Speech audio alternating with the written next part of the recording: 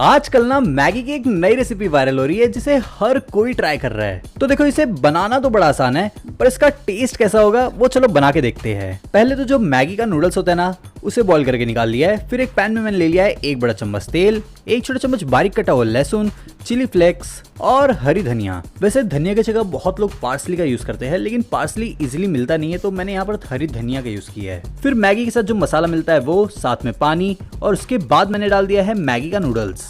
और पानी सिर्फ 2 से 3 चम्मच डालना है। तो आलियो ओलियो मैगी रेडी है, और सच में मुझे इसका टेस्ट ना बहुत अच्छा लगा, तो आप इसे एक बार जरूर ट्राई करिए।